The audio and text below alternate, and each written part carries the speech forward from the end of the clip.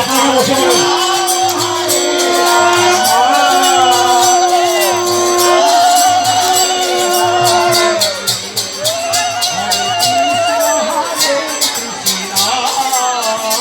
কৃষ্ণ হরে হরে পরবর্তী খণ্ডটা আপনারা হরে রাম হরে রাম রাম রাম হরে হরে